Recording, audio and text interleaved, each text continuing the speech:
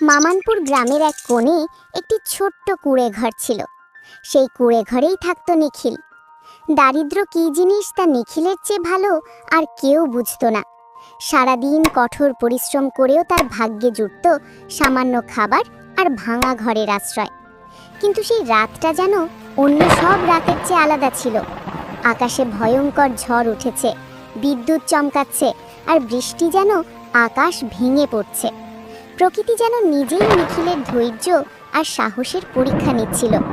নিখিল তখন তার কুঁড়ে ঘরের ভেতরে বসেছিল। হঠাৎ ঠক ঠক ঠক করে দরজায় কেউ কড়া নাড়ল।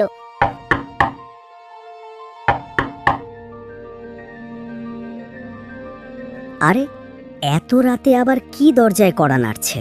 এই ভয়ঙ্কর ঝড়ের মধ্যে কি আসতে পারে এখানে? বাইরে তো মানুষ বের হওয়াই কঠিন। হয়তো কোনো অসহায় মানুষ বিপদে পড়ে সাহায্যের জন্য এসেছে। না দেখে তো বোঝা যাবে না। যাই, দরজাটা খুলে দেখি কে এসেছে। এরপর নিখিল ধীরে ধীরে দরজার কাছে গিয়ে দরজাটা খুলল। দরজা খুলতেই সে একদম অবাক হয়ে গেল। তার সামনে দাঁড়িয়ে আছে পায়েল। সে পুরো ভিজে গেছে, তার কাপড় থেকে টপ টপ করে পানি পড়ছে। ঠান্ডায় আর ভয়ে সে কাঁপছে। আসলে নিখিল আর পায়েল একে অপরকে অনেক দিন ধরে ভালোবাসে।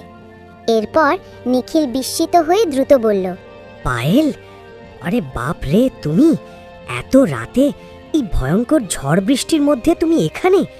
তোমার অবস্থা তো খুব খারাপ লাগছে, পুরো শরীর ভিজে গেছে। তুমি দাঁড়িয়ে থেকো না, তাড়াতাড়ি ভেতরে এসো। দেখো তুমি ঠান্ডায় কাঁপছো। আগে ভেতরে এসে বসো, একটু গরম হও, তারপর বলো কি হয়েছে। নিশ্চয়ই খুব জরুরি কিছু না হলে তুমি এভাবে ঝড়ের রাতে আসতে না। নিখিল, আমার হাতে একদম সময় নেই। আমি জানি এত রাতে এভাবে আসা ঠিক হয়নি, কিন্তু আমার আর কোনো উপায় ছিল না। আমি অনেক ভেবেছি, অনেক কেঁদেছি, তারপর শেষ পর্যন্ত তোমার কাছেই ছুটে এসেছি। আমি তোমাকে একটা খুব বড় কথা বলতে এসেছি। কি হয়েছে পায়েল? তুমি এত ভয় পাচ্ছ কেন? তোমার চোখে পানি, নিশ্চয়ই খুব খারাপ কিছু ঘটেছে। তুমি আমাকে সব খুলে বলো। যত বড় সমস্যাই হোক, আমরা একসাথে তার সমাধান খুঁজে বের করব। নিখিল, বাবা সব ঠিক করে ফেলেছেন। তিনি বলেছেন কয়েকদিনের মধ্যেই আমার বিয়ে দিয়ে দেবেন, আর সেই ছেলেটা হচ্ছে কান্ঠু। পায়েলের কথা শুনে নিখিল যেন বজ্রাঘাতে স্তব্ধ হয়ে গেল। সে অবাক হয়ে বলল, কি বলছো তুমি পায়েল? কান্ঠু? সেই কান্ঠু যে মানুষটা সারা গ্রামে তার নিষ্ঠুরতার জন্য কুখ্যাত, যার কাছে টাকা আছে ঠিকই, কিন্তু মানুষের প্রতি একটুও মায়া নেই। তুমি তো জানো সে কেমন মানুষ। সে কাউকে সম্মান করে না, কাউকে ভালোবাসতে জানে না, শুধু টাকার জোরে সবাইকে দমিয়ে রাখতে চায়। তোমার বাবা কি করে এমন একজন মানুষের সাথে তোমার বিয়ে ঠিক করলেন? টাকা। তিনি বারবার বলেন ভালোবাসা দিয়ে পেট ভরে না, সংসার চালাতে হলে টাকার দরকার। তিনি মনে করেন তুমি গরিব, তাই আমার ভবিষ্যৎ তোমার সাথে নিরাপদ নয়। কিন্তু তিনি এটা বোঝেন না যে টাকা থাকলেই সুখ পাওয়া যায় না। আমি তো তোমাকে ভালোবাসি, তোমার হৃদয়কে ভালোবাসি। তাই আমি তোমার কাছে একটা শেষ অনুরোধ করতে এসেছি। যদি তুমি সত্যিই আমাকে ভালোবাসো, তাহলে কাল সকালে বাবার সামনে গিয়ে দাঁড়াও।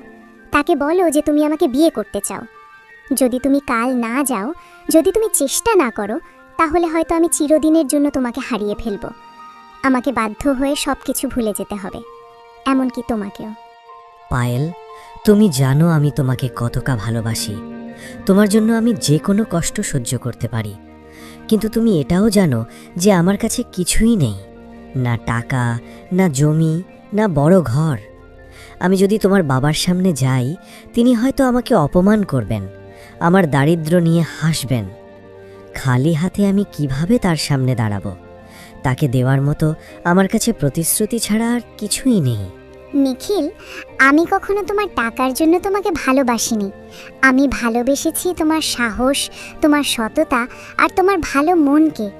একজন মানুষের সত্যিকারের সম্পদ তার চরিত্র আর সাহস। যদি তুমি আজই হাল ছেড়ে দাও, তাহলে আমাদের ভালোবাসা কখনো জিততে পারবে না। আমার তোমার কাছে শুধু একটা অনুরোধ, একবার চেষ্টা করো, একবার আমার জন্য লড়াই করো। আমি তোমার ধন সম্পদের উপর নয়, তোমার সাহসের উপর বিশ্বাস রাখি। ঠিক আছে পায়েল, তুমি যখন আমার উপর এতটা বিশ্বাস রেখেছ, তখন আমি পিছিয়ে যাব না। কাল সকালেই আমি তোমার বাবার সামনে গিয়ে দাঁড়াবো। আমি তাকে বলবো যে আমি তোমাকে সত্যি ভালোবাসি এবং তোমাকে সুখী করার জন্য আমি আমার জীবন দিয়ে চেষ্টা করব।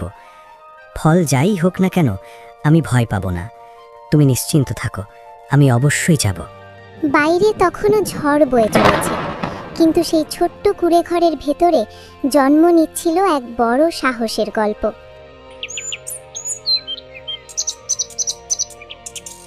পরের দিন সকালটা ছিল একটু মেঘলা। রাতের ঝড়ের পর গ্রামের রাস্তা ভিজে আছে, কাদা জমে আছে এখানে ওখানে। নিখিল পরিষ্কার কিন্তু পুরনো একটা কাপড় পরে দ্রুত পায়ে হাঁটছিল জোহান কাকার বাড়ির দিকে। তার মনে একসাথে অনেক ভাবনা, ভয়, আশা আর সাহস। আজকের দিনটাই হয়তো ঠিক করবে তার আর পায়েলের ভবিষ্যৎ। হাঁটতে হাঁটতে সে নিজের মনে বলল, আজ যাই হোক, আমাকে পিছিয়ে গেলে চলবে না। মানুষ গরিব হতে পারে, কিন্তু সাহস হারালে সব কিছু শেষ। পায়েল আমার উপর ভরসা করেছে, তাই আজ আমাকে অবশ্যই তার বাবার সামনে দাঁড়াতে হবে। ঠিক তখনই গ্রামের মোড়ে হঠাৎ সামনে এসে দাঁড়ালো কাণ্ঠু। তার চোখে সেই চেনা অহংকার আর ঠোঁটে ব্যঙ্গের হাসি।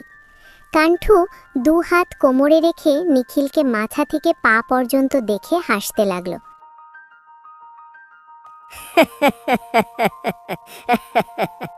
আরে বাহ, এই যে আমাদের মহান ভিখারি নিখিল বাবু। আজ তো দেখছি বেশ সাজগোজ করে বেরিয়েছো। পরিষ্কার কাপড় পরেছো ঠিকই, কিন্তু কাপড়টা তো আবার ছেঁড়াই রয়ে গেছে। বলো তো দেখি, এত সকাল সকাল এমন তাড়াহুড়ো করে কোথায় যাচ্ছ? নাকি আজ ভিক্ষা করার নতুন জায়গা খুঁজে পেয়েছো? সে আরো জোরে হাসতে লাগলো আর বলল,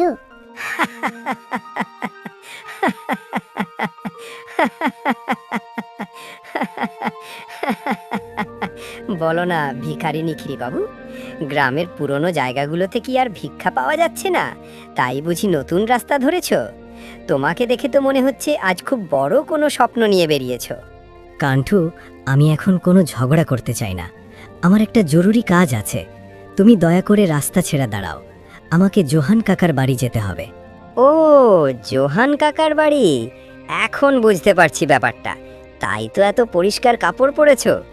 নিশ্চয়ই তুমি পায়েলের হাত চাইতে যাচ্ছ, তাই না? সে এত জোরে হাসতে লাগলো যে রাস্তার পাশের দু একজন লোকও তাকিয়ে দেখতে লাগলো। তারপর কাণ্ঠু আবার ব্যঙ্গ করে বলল, নিখিল, তুমি কি কখনো নিজের মুখটা ভালো করে দেখেছো? তোমার বাড়িতে তো আয়না নেই, তাই না? থাকবেই বাকি করে। তুমি তো এত গরিব যে একটা আয়নাও কিনতে পারো না। যদি কখনো পুকুরের পানিতে নিজের মুখটা দেখতে, তাহলে বুঝতে পারতে তুমি কি স্বপ্ন দেখছো। যে মানুষের বাড়িতে দুবেলা চুলা জ্বলে না, সে নাকি গ্রামের সবচেয়ে ধনী মানুষের মেয়েকে বিয়ে করতে যাচ্ছে। এটা ভাবতেই তো আমার হাসি পাচ্ছে। তোমার লজ্জা করে না নিখিল? নিজের অবস্থা দেখেও তুমি এমন স্বপ্ন দেখো? কাণ্ঠু, জীবন শুধু ধন সম্পদের খেলা নয়। আজ তুমি ধনী, তাই সবাই তোমাকে সম্মান করছে, কিন্তু সময় কখন কাকে কোথায় নিয়ে যায় সেটা কেউ জানে না। আজ তোমার সময়, কাল হয়তো আমারও আসতে পারে। তাই অহংকার করো না। এখন দয়া করে রাস্তা ছেড়ে দাঁড়াও, আমাকে যেতে হবে। নিখিলের এই সাহসী কথায় কাণ্ঠুর মুখ রাগে লাল হয়ে গেল। সে দাঁত চেপে বলল, ঠিক আছে, যাও যাও তুমি, কিন্তু আমার কথা মনে রেখো। তুমি জোহান কাকার বাড়িতে গিয়ে দাঁড়ালেই বুঝবে তোমার আসল জায়গা কোথায়। তিনি তোমাকে এমন লাথি মেরে বের করে দেবেন যে সারা জীবন মনে থাকবে। তখন আবার আমার কথাই মনে পড়বে। যাও নিখিল, যাও। স্বপ্ন দেখতে তো দোষ নেই। নিখিল আর কোনো কথা না বলে সামনে এগিয়ে গেল। তার চোখে ছিল অপমানের আগুন, কিন্তু হৃদয়ে ছিল অটল সাহস। কিছুক্ষণ পর সে পৌঁছে গেল জোহান কাকার বড় বাড়িতে। আরে নিখিল, এত সকাল সকাল সেজেগুজে এখানে কেন এসেছো? আজ তো আমার তোমার কাঠের দরকার নেই। যদি কাঠ বিক্রি করতে এসে থাকো, তাহলে আজ আর দরকার নেই। নমস্কার কাকা, আমি আজ কাঠ বিক্রি করতে আসিনি। আজ আমি অন্য একটা কারণে আপনার কাছে এসেছি। অনেক সাহস জোগাড় করে এসেছি, কারণ আজ আমাকে এমন একটা কথা বলতে হবে যা হয়তো আপনার ভালো নাও লাগতে পারে। জোহান কাকা ভুরু কুঁচকে বলেন, কি কথা বলতে এসেছো? কি কথা বলতে এসেছো? কাকা, আমি আপনার মেয়ে পায়েলকে খুব ভালোবাসি, আর পায়েলও আমাকে ভালোবাসে। তাই আজ আমি আপনার কাছে এসেছি আপনার আশীর্বাদ চাইতে। আমি আপনার কাছে পায়েলের হাত চাইছি। এই কথা শুনে জোহান কাকা রাগে ফেটে পড়লেন। তিনি চিৎকার করে বললেন, কি বললে তুমি? আমার মেয়ের হাত? নিখিল, নিজের সীমা জেনে কথা বলো। তুমি কে আর আমার মেয়ে কে? তুমি তো একটা গরিব ভিখারি কাঠুরে। তোমার কাছে টাকা নেই, জমি নেই, ঘর নেই। তুমি কি করে ভাবলে আমি আমার মেয়ের বিয়ে তোমার সঙ্গে দেব? কাকা, আমি জানি আমি গরিব, আমার কাছে ধন সম্পদ নেই, কিন্তু আমি পরিশ্রম করতে জানি। আমি দিনরাত কাজ করব। আমার রক্ত ঘামের উপার্জনে পায়েলকে সুখে রাখব। আমি তাকে কখনো কষ্ট পেতে দেব না। আমরা একে অপরকে সত্যি ভালোবাসি। ভালোবাসা? ভালোবাসা দিয়ে কি পেট ভরে? অসুখ হলে কি ভালোবাসা খেয়ে মানুষ বাঁচে? বৃষ্টি হলে কি ভালোবাসা ছাদ হয়ে মাথার উপর দাঁড়ায়? তুমি অনাথ, গরিব, একটা ভিখারি কাঠুরে। তোমার নিজের বাড়িতে ইঁদুরও কাঁদে খাবার না পেয়ে। সেখানে আমি কিভাবে আমার মেয়েকে পাঠাবো? সে কি তোমার সঙ্গে না খেয়ে থাকবে? কাকা, শুধু একবার আমাকে সুযোগ দিন। আমি প্রমাণ করব যে আমি পায়েলের যোগ্য। কি প্রমাণ করবে? যে তুমি ভিখারি? আমি আমার মেয়ের বিয়ে কান্ঠুর সঙ্গে ঠিক করেছি। তার পাকা বাড়ি আছে, অনেক জমি আছে, সোনা রূপো আছে। আর তোমার কাছে কি আছে? একটা ফাটা ধুতি, খালি পেট, আর এই পচা কুড়াল। কাকা, ধন সম্পদ আজ আছে, কাল নাও থাকতে পারে, কিন্তু একজন মানুষের চরিত্র আর ভালোবাসা। চুপ! আর একটা কথাও বলবে না। এখান থেকে এক্ষুনি বের হয়ে যা, না হলে তোমার পা ভেঙে দেব। আরে গিরিশ, তুমি দাঁড়িয়ে দাঁড়িয়ে কি দেখছো? এই ভিখারিটাকে এখান থেকে ধাক্কা দিয়ে বের করে দাও। এরপর সে নিখিলকে ঘাড় ধাক্কা দিয়ে বাড়ির বাইরে বের করে দিল। নিখিল উঠানের বাইরে দাঁড়িয়ে রইল কিছুক্ষণ। তার চোখে অপমানের জল, কিন্তু বুকের ভেতর জ্বলছিল এক অদ্ভুত আগুন। শেষে সে ধীরে ধীরে সেখান থেকে চলে গেল। কিন্তু সে জানতো না, আজকের এই অপমানই খুব শিগগির তার জীবনের সবচেয়ে বড় পরিবর্তনের শুরু হতে যাচ্ছে। এত অপমান, এত তাচ্ছিল্য, সবকিছু যেন তার হৃদয়কে ছিন্ন ভিন্ন করে দিচ্ছিল। হাঁটতে হাঁটতে সে জঙ্গলের ভেতরে ঢুকে পড়ল। চারদিকে বড় বড় গাছ, শুকনো পাতা আর পাখিদের ডাক, কিন্তু আজ নিখিলের কানে যেন কিছুই ঢুকছিল না। সে কুড়ালটা শক্ত করে ধরল আর পাগলের মতো কাঠ কাটতে শুরু করলো। প্রতিটা আঘাত যেন তার বুকের কষ্ট বের করে আনছিল। নিখিল কষ্টে নিজের মনে বলতে লাগলো, কেন? গরিব হওয়া কি এত বড় অপরাধ? আমি গরিব বলেই কি আমার কোনো স্বপ্ন থাকবে না? আমার কি ভালোবাসার অধিকার নেই? আমি কি মানুষ নই? শুধু টাকার অভাবেই কি একজন মানুষ এত অপমান পায়? সে আবার কুড়াল চালাতে লাগলো। তার চোখে জল চলে এসেছিল। ঠিক তখনই ফট, কিছু একটা তার সামনে মাটিতে পড়ল। নিখিল চমকে তাকিয়ে দেখল একটা ছোট্ট টুনি পাখি মাটিতে পড়ে আছে। তার ডানাটা ভেঙে গেছে আর ক্ষত থেকে রক্ত বেরোচ্ছে। নিখিল তাড়াতাড়ি কুড়ালটা ফেলে দিয়ে দৌড়ে গেল। হারি হারি, এটা কি? একটা ছোট্ট পাখি। তোমার কি হয়েছে? কে তোমাকে এভাবে আহত করেছে? তোমার ডানাটা তো ভেঙে গেছে। না না, তোমাকে এভাবে কষ্ট পেতে দেওয়া যায় না। আমি যতই দুঃখে থাকি না কেন, তোমাকে সাহায্য করা আমার দায়িত্ব। তুমি তো একটা অসহায় প্রাণী। তারপর নিখিল নিজের ধুতির একটা টুকরো কাপড় ছিঁড়ে ফেলল। সে খুব যত্ন করে টুনি পাখির ক্ষতস্থানে কাপড়টা বেঁধে দিল। তারপর কাছের একটা ছোট পাত্রে জল এনে পাখিটাকে খাওয়ালো। তারপর নিখিল আস্তে করে বলল, দেখো টুনি পাখি, তুমি ভয় পেও না। আমি তোমার কিছু হতে দেব না। তুমি এখন নিরাপদ। তোমার ডানা ঠিক হয়ে যাবে। জানো, তুমিও আমার মতোই একা আর আহত, তাই তোমার কষ্টটা আমি খুব ভালো বুঝতে পারছি। ঠিক তখনই হঠাৎ একটা অদ্ভুত ঘটনা ঘটল। টুনি পাখির শরীর থেকে ধীরে ধীরে উজ্জ্বল আলো বের হতে লাগলো। প্রথমে আলোটা হালকা ছিল, তারপর সেটা ক্রমে খুব উজ্জ্বল হয়ে উঠল। নিখিল অবাক হয়ে পিছিয়ে গেল। সে বিস্ময়ে বলল, আরে, এটা কি হচ্ছে? এটা কিভাবে সম্ভব? একটা পাখির শরীর থেকে আলো বেরোচ্ছে। এ কি কোনো স্বপ্ন নাকি? এক মুহূর্তের মধ্যে সেই টুনি পাখি আকাশে উড়ে উঠল। তারপর সেই আলোটা ধীরে ধীরে এক রহস্যময় আলোর রূপ নিল। হঠাৎ সেই আলো থেকে একটা কোমল কণ্ঠ শোনা গেল, নিখিল। নিখিল ভয়ে আর বিস্ময়ে কাঁপতে কাঁপতে বলল, কে কে কথা বলছে? তুমি তুমি তো একটা পাখি ছিলে, তুমি কথা বলতে পারছো কিভাবে? আলোটা মৃদু হাসির মতো ঝলমল করল। তারপর সেই কণ্ঠ বলল, ভয় পেও না নিখিল, আমি কোনো সাধারণ পাখি নই। আমি এই জঙ্গলের পবিত্র আত্মা। আজ আমি তোমার পরীক্ষা নিচ্ছিলাম। আমার পরীক্ষা? কিন্তু কেন? কারণ আমি জানতে চেয়েছিলাম, একজন মানুষ যখন নিজের দুঃখে ভেঙে পড়ে তখনও কি সে অন্যের দুঃখ বুঝতে পারে কিনা। তুমি আজ অপমানিত হয়েছ, তোমার হৃদয় ভেঙে গেছে, তবুও তুমি নিজের কষ্ট ভুলে এক আহত প্রাণীকে সাহায্য করেছ। এটাই প্রমাণ করে যে তোমার হৃদয় সত্যিই পবিত্র। তুমি সত্যিকারের মানুষ নিখিল, তাই আমি তোমার উপর খুব খুশি হয়েছি। বলো, তুমি কি চাও? আমি তোমার একটি ইচ্ছা পূরণ করতে পারি।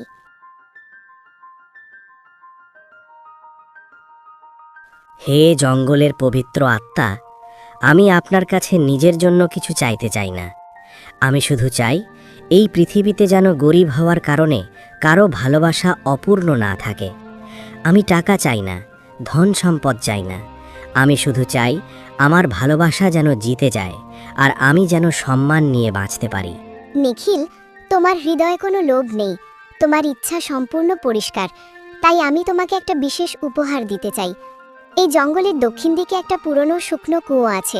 সেই কুয়োতে এখন আর জল নেই। তুমি সেই কুয়োর ভেতরে নামবে। সেখানে তুমি একটি নীল রঙের পাথর পাবে।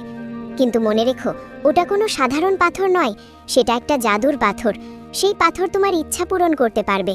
কিন্তু সাবধান, যদি তোমার মনে লোভ জন্মায়, যদি তুমি অন্যের ক্ষতি করার কথা ভাবো, যদি অহংকার আর নিষ্ঠুরতা তোমার হৃদয়ে আসে, তাহলে সেই পাথর আশীর্বাদ নয়, অভিশাপ হয়ে যাবে। না না, আমি কখনোই অন্যের ক্ষতি চাইব না। আমি শুধু ভালো কাজ করতে চাই। তাহলে যাও নিখিল, তোমার ভাগ্য তোমার অপেক্ষায় আছে। এরপর আলোটা ধীরে ধীরে মিলিয়ে গেল। নিখিল অবাক হয়ে দাঁড়িয়ে রইল। তারপর সে দ্রুত জঙ্গলের পথ ধরে সেই পুরনো কুয়োর দিকে যেতে লাগলো। কিছুক্ষণ পর সে একটা পুরনো শুকনো কুয়োর কাছে পৌঁছালো। কুয়োর ভেতরটা ছিল অন্ধকার, তবুও সাহস করে নিখিল নিচে নামল। কুয়োর ভেতরে সম্পূর্ণ অন্ধকার ছিল, কিন্তু সেই অন্ধকারের মধ্যেই একটা নীল আলো ঝলমল করছিল। নিখিল কাছে গিয়ে দেখল একটা নীল রঙের পাথর চকচক করছে। এটা দেখে সে অবাক হয়ে বলল, আরে বাহ, কত সুন্দর একটা পাথর! এটা যেন আকাশের তারার মতো জ্বলছে। তাহলে কি এটাই সেই জাদুর পাথর? সে পাথরটা হাতে তুলে নিল। তারপর ধীরে ধীরে বলল, যদি তুমি সত্যিই জাদুর পাথর হও, তাহলে আমাকে এমন কিছু দাও যাতে আমি পায়েলের বাবার সামনে মাথা উঁচু করে দাঁড়াতে পারি। আমাকে এমন শক্তি দাও যাতে আমি ধনী হতে পারি, কিন্তু শুধু নিজের জন্যে নয়, গরিব আর অসহায় মানুষদের সাহায্য করার জন্যে। এই কথা বলার পর নিখিল কুয়ো থেকে উঠে বাইরে এলো। তারপর সে নিজের বাড়ির দিকে হাঁটতে লাগলো। কিন্তু বাড়ির কাছে পৌঁছে সে একদম থমকে দাঁড়িয়ে গেল, কারণ যেখানে তার ছোট্ট ভাঙা কুঁড়ে ঘর ছিল, সেখানে এখন একটা বিশাল পাকা বাড়ি দাঁড়িয়ে আছে। গ্রামবাসীরা অবাক হয়ে বলতে লাগলো, ওরে বাবা রে, এ তো নিখিলের বাড়ি। কিন্তু এটা কিভাবে সম্ভব? এখানে তো কাল পর্যন্ত একটা ভাঙা কুঁড়ে ঘর ছিল, আর আজ দেখো একেবারে রাজপ্রাসাদের মতো বাড়ি। সত্যিই তো, কাল পর্যন্ত যার কাছে খাবার মতো খাবার ছিল না, সে আজ একটা ধনী হয়ে গেল কিভাবে? তোমরা ঠিকই বলছো, কিন্তু এই ধন সম্পদ আসলে আমার নয়, এটা ভগবানের আশীর্বাদ। তাই আমি এটাকে শুধু ভালো কাজে ব্যবহার করব। এরপর নিখিল অনেক কর্মচারী আর সোনার মুদ্রা নিয়ে পায়েলের বাড়ির দিকে রওনা দিল। গ্রামের লোকেরা অবাক হয়ে বলতে লাগলো, ওরে বাবা, নিখিলকে দেখো, তার সঙ্গে এত কর্মচারী, আর তাদের হাতে কত সোনা আর গয়না।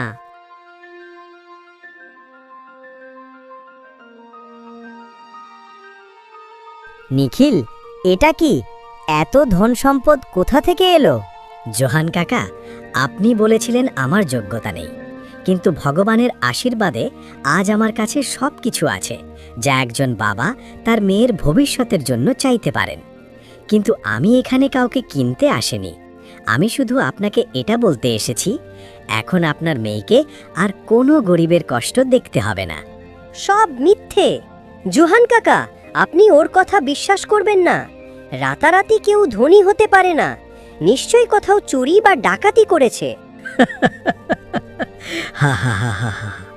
তোমার কথা শুনে আমার সত্যি হাসি পাচ্ছে কান্ঠু। যদি আমি ডাকাতি করতাম তাহলে কি আমি সবার সামনে দাঁড়িয়ে থাকতাম? আমি তো লুকিয়ে থাকতাম, কিন্তু আমি সবার সামনে আছি। সব কিছু আপনার সামনেই আছে কাকা, সিদ্ধান্ত এখন আপনার। নিখিল, আমাকে ক্ষমা করো বাবা, আমি মানুষ চিনতে ভুল করেছি। পায়েলের বিয়ে আমি তোমার সঙ্গেই দেব। এই কথা শুনে কান্টু রাগে সেখান থেকে চলে যায়। এই সময় পায়েল তার ঘরের জানালা দিয়ে সব কিছু দেখছিল আর শুনছিল। তার চোখে আনন্দের জল ঝরছিল।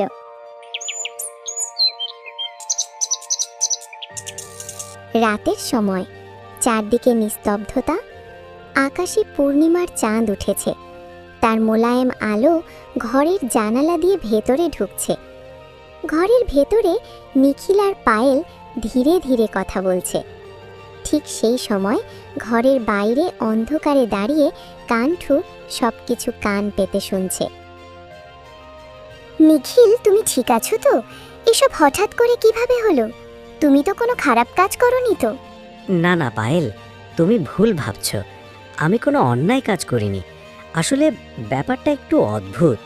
অদ্ভুত মানে? আমাকে সব খুলে বলো। এই যে সব কিছু তুমি দেখছো, আমার এই পরিবর্তন, এই সৌভাগ্য, এসবের পেছনে আছে একটা পাথর। কিন্তু এটা কোনো সাধারণ পাথর না, এটা একটা জাদুর পাথর। কি বলছো? জাদুর পাথর? হ্যাঁ, এই পাথর মানুষের ইচ্ছা পূরণ করে, কিন্তু একটা শর্ত আছে।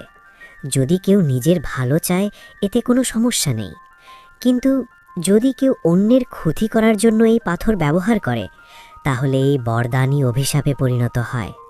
বাইরে দাঁড়িয়ে কান্ঠু সব কিছু শুনে ফেলল। এটা শুনে তার চোখে লোভের ঝিলিক দেখা গেল।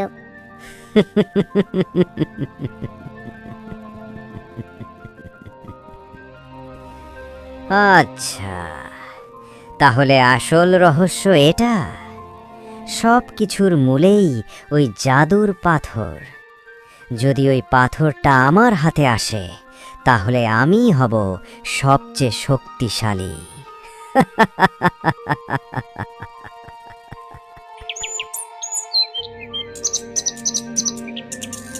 পরের দিন সকালে নিখিল কিছু কাজে বাইরে বেরিয়ে যায়। দূর থেকে কান্ঠু সব লক্ষ্য করছে। নিখিল চলে যেতেই কান্ঠু ধীরে ধীরে তার ঘরে ঢুকে পড়ে।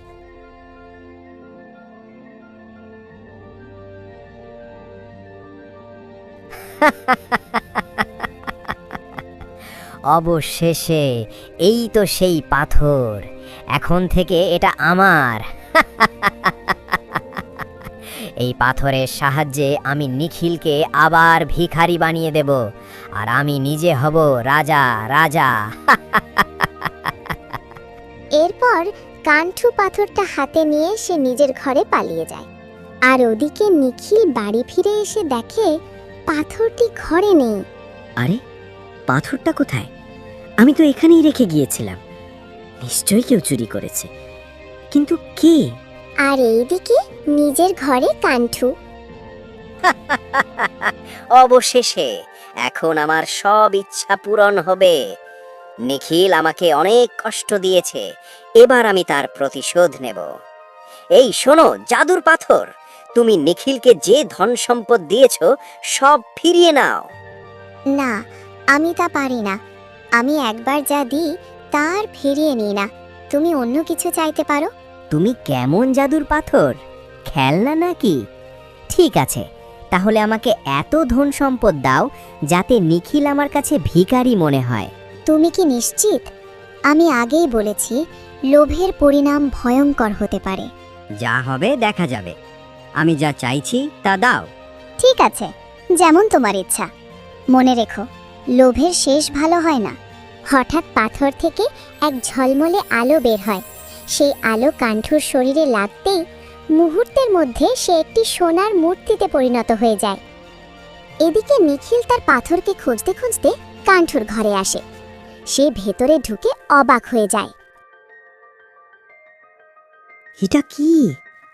কাণ্টু সোনার মূর্তি হয়ে গেছে, আর আমার পাথর এখানে। কাণ্ঠু আমাকে এখানে এনেছে। সে লোভ করেছে, তাই সে তার শাস্তি পেয়েছে। জাদুর পাথর? তুমি কি ওকে আবার মানুষ করতে পারো? না, আমি একবার যা দিই তা ফিরিয়ে নিই না। সে তার লোভের ফল পেয়েছে। জাদুর পাথর? আমি জানি না এই গ্রামে কাণ্ঠুর মতো আরও কত মানুষ আছে যারা তোমার শক্তি দেখে লোভে পড়ে যাবে, আর তখন তারা নিজেরাই ধ্বংস হবে। তাই তুমি মানুষের কাছে থাকা ঠিক না। চলো, আমি তোমাকে তোমার জায়গায় ফিরিয়ে দিই। এরপর নিখিল জঙ্গলের সেই পুরনো কুয়োর কাছে যায়। তারপর নিখিল ধীরে ধীরে পাথরটা কুয়োর গভীরে ফেলে দেয়, আর পাথরটি অন্ধকারে হারিয়ে যায়। এরপর নিখিল নিঃশব্দে বাড়ি ফিরে আসে। লোভ মানুষকে শুধু ধ্বংসের দিকেই নিয়ে যায়, আর সত্যিকারের শক্তি হলো নিজের ইচ্ছাকে নিয়ন্ত্রণ করা। লোভ মানুষকে রাজা বানাতে চায়, কিন্তু শেষে তাকে পাথর বানিয়ে দেয়।